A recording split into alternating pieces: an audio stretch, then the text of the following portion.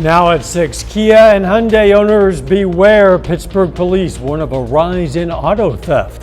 Plus, a ribbon-cutting ceremony in Southwest Missouri celebrates some tiny homes. And the Pittsburgh Chamber of Commerce looks to grow healthy food habits for some area kids. The 4 states' most watched news starts now.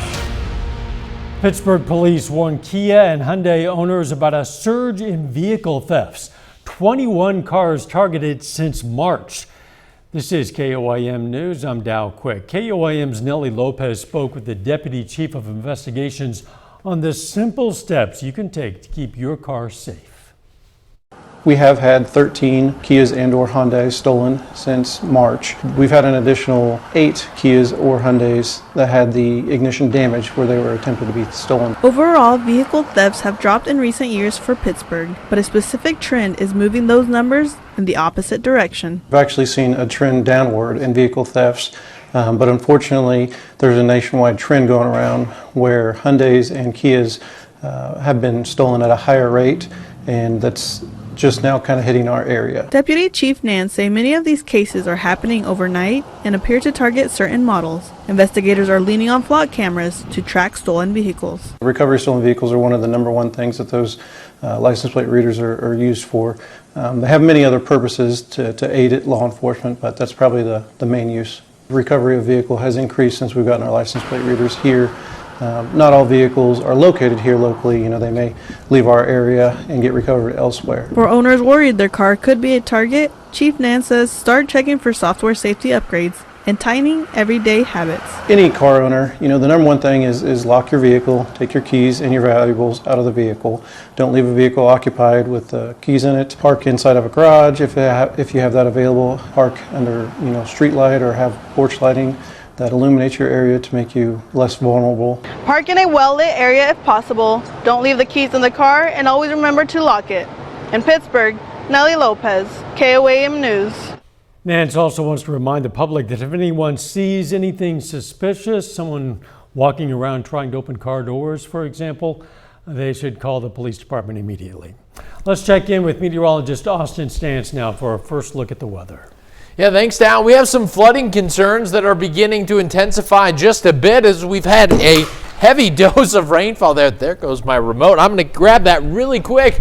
Hey, look at that. All right, so we've had a heavy dose of rainfall here across our eastern counties here east of I-49. This is our stationary front that has been set up, just kind of situated right here, not moving very much, which has allowed the continuous development of these showers and thunderstorms throughout the evening. That's going to be an area of concern, but also our far western counties. A second system off to the west is bringing in some additional rainfall tonight on top of what you already received yesterday. So these are going to be the two areas that we want to watch as we head into the evening tonight. Looking at our high winds casino cam out there, you'll see that we got some overcast skies this evening. Temperatures still going to be fairly mild as we head into the evening tonight. We will warm back up as we head into next week, but some more rainfalls on the way. We'll break it all down coming up. More remote than usual. Elevate Branson cuts the ribbon on a new community of tiny homes. The first 8 are now complete, with families moving in starting next week. It's only the beginning. Phase 1 of the project includes dozens more of the tiny structures. It's set to become one of the largest permanent tiny home communities in the country. For some of them, it was a very emotional experience, and I think just the reality of it all finally happened. Some of them have been on the waiting list for several years, and so to finally know that they're able to move into their own home was pretty exciting for them. One fully furnished tiny home rents for $495 per month, which includes utilities and trash pickup. God's Resort opened their doors to the public for a special guided tour experience. God's Resort is a faith-based transitional housing community focused on helping Joplin residents get back on their feet. The open house served as a chance to learn more about the organization's mission and see firsthand how the organization is serving the Joplin community. Today's event included a short video presentation, a question and answer session, and a guided walkthrough some of the properties owned by the mission. Surrounded by miracles, literally. I mean, it makes my hairs on my arms stand up just to know that we get the chance to share God's love and just help people. from the heart. God's Resort says people interested in seeking residency must desire a religious-centered support system, be at least 6 months clean from drugs and alcohol, and have a reliable source of income. Pittsburgh Chamber of Commerce hopes to plant the seeds for a healthy education today. It's hosting a youth gardening and cooking camp to help local kids learn where their food comes from and how to turn it into healthy meals. The 3-day Plant to Plate camp at the Homer Cole Community Center teaches kids about growing crops, harvesting produce, and preparing recipes in the kitchen. Today's lesson focused on peppers, with kids making stuffed bell peppers, cheese peppers, and homemade salsa. This program is important to get the full life cycle of the crops or things that are ending up on kids' plants or on plates. And so Plant to Plate really talks about, yesterday we did tomatoes and how where they originated from, how we grow and take care of them, and then how we can bring them into the kitchen. Organizers say the goal is to give kids hands-on skills they can take home, including caring for their own plants and trying new foods in different ways. It's the return of carnival season. Carl Junction kicks off its 3-day event, and you're invited. We're going to go live to that party coming up, but up first. Always Buying Books is more than just a bookstore. They're giving back to the community that means a lot to them. I'm Ty Parks on This Week's Doing Good. I'll have that story coming up. A small business in Joplin proves it can make a big difference in people's lives. Always Buying Books is always giving back to the community. KOIM's Ty Parks spoke with the bookstore's owner, Bob Wolf, for this week's Doing Good. A small bookstore in the north side of Joplin is always giving back. Well, we're in a position to help. There's no need not to. Always Buying Books is giving back by having a book buffet in front of their store. We just finished our 4th year for buying school lunches. We send a check out each school week to a different elementary school locally. The buffet started as a sale of books they didn't need, but they decided to transition to a donation and give back to local charities. School lunches have a special place in their hearts. That's when the buffet took off. That's when everything took off. It's just a really good deal. It's just a good combination. People take books, they come in and make a cash donation, and a donation goes straight to school lunches. They also donate to the needs of the homeless, offer opportunities for people to volunteer for books, and they work to put books in the hands of those who need them the most. We've done federal, we've done states, we've done county, we've done city jails. It's my whole idea is get the books in the hands of the inmates. It's not. We have no agenda. It's just that they can read. We've had staff tell us that it's a lot safer once the inmates are reading. It's quieter and safer for both fellow inmates and staff. In Joplin, Ty Parks, KOAM News. Wolf says if people want to help Always Buying Books, the best way is to stop by the book buffet and lend a hand with those school lunches. A little later, the Bulldogs are sending 14 athletes to the Missouri Track and Field State Championship this weekend. Ben McLeish has that story and more coming up later in sports. And flooding concerns are on the rise as we head into this evening. We'll have all those details coming up. Here's your Skywatch weather forecast from the trusted Roper Kia Weather Center. Well, we've seen quite a bit of rainfall out there for today and now into the evening. There's going to be a few areas that we want to watch for the potential for some flash flooding. So the setup that we have here, actually 2 different systems on the map here.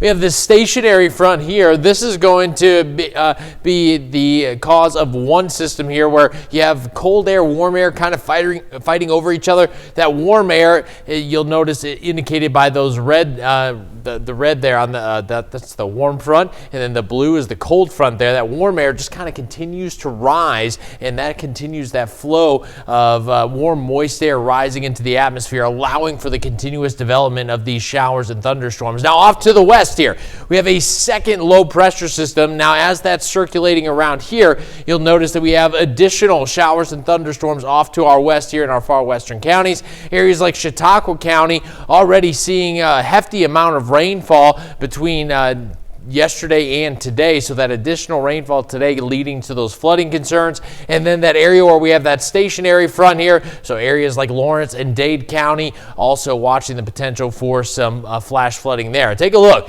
Chautauqua County, northwestern Chautauqua County, over 3 inches of rainfall so far. As we look a little bit further off to our east here in places like Lawrence and Dade County, anywhere from 2 to about 2.5 inches. Now, as we go throughout this evening, that rainfall going to continue. Those totals going to continue to go up as well, which is why the WPC, which is the Weather Prediction Center here, similar to the Storm Prediction Center, but they focus on areas of excessive rainfall and flash flooding. They have issued us a slight risk, or 15% here, for excessive rainfall or the potential for some flash flooding in our far eastern and western counties. So the setup here, like I said, we have a cold front pushing in from our northeast, and then from the southwest, a warm front. Those two kind of clash together here. That begins to form that stationary front, and while those two battle each other, it just stays stagnant right where it's at, doesn't move very much, which allows for that continuous development of rainfall just to kind of form over the area and just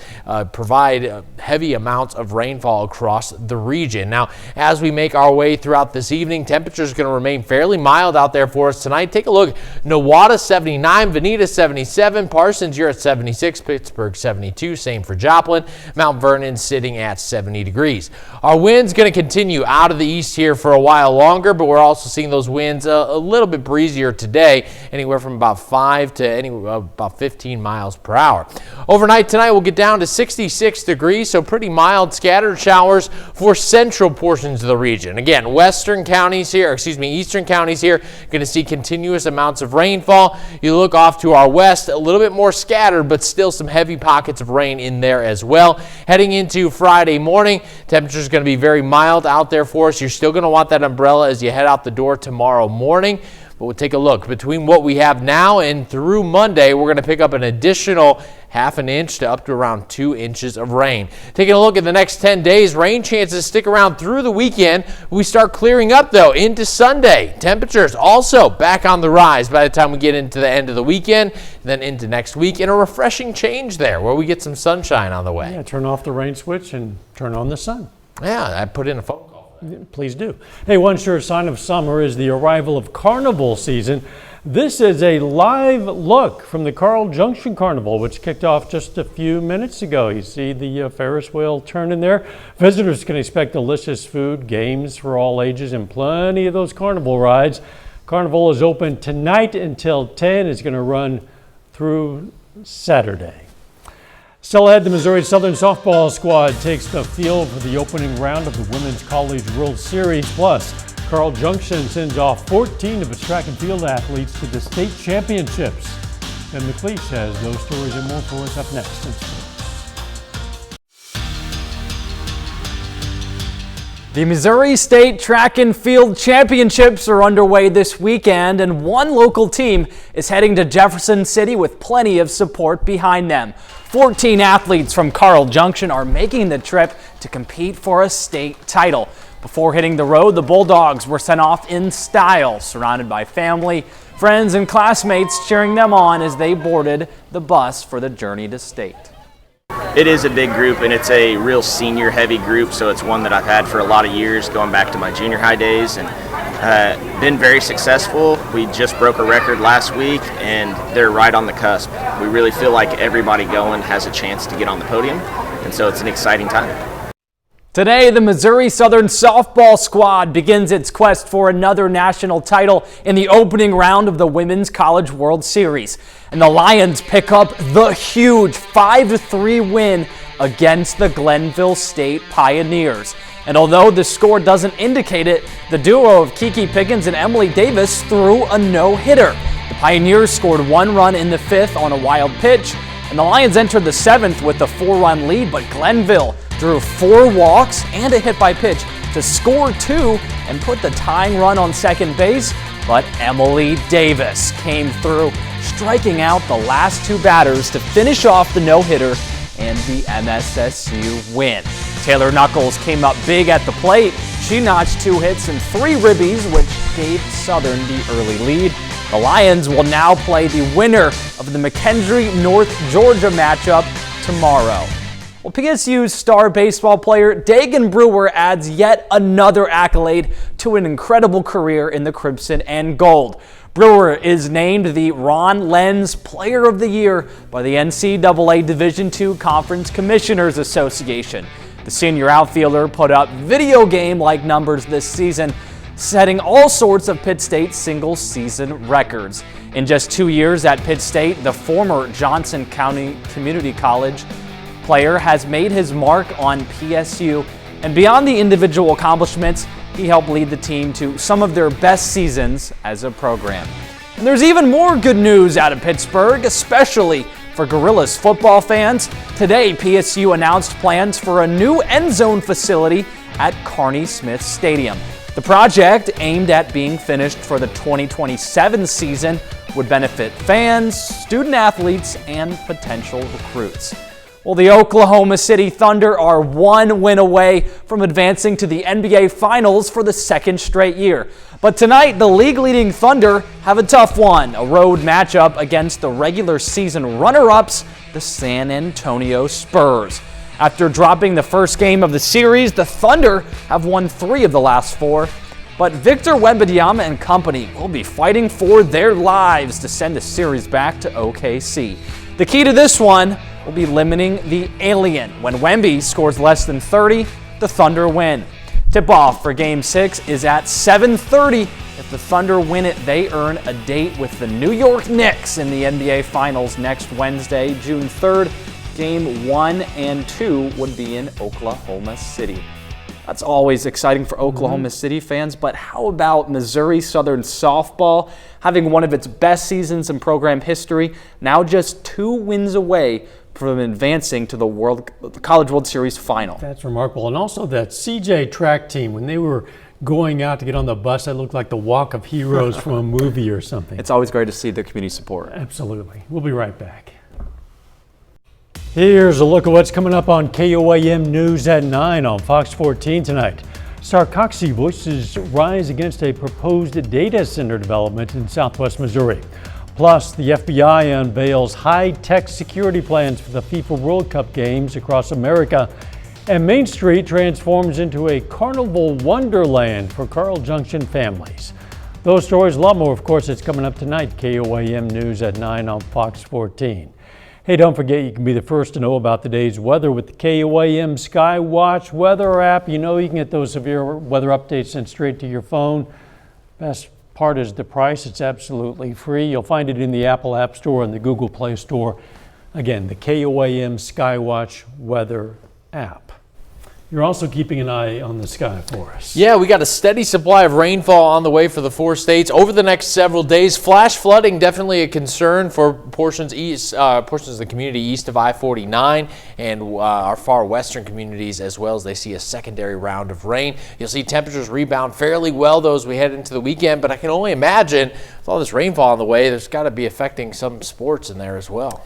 Yes, it has, and it's in Lawrence. The 2-1A softball state semifinals, our teams Colgan and Uniontown in those, both those games were postponed tomorrow. So they're going to try to do the semifinals and right after the finals. So that'll be interesting. Fort Scott also later playing in their finals. It must be kind of nerve-wracking for those athletes and their families not knowing exactly when they might play. Yeah, it's going to be a long day tomorrow. I'm sure.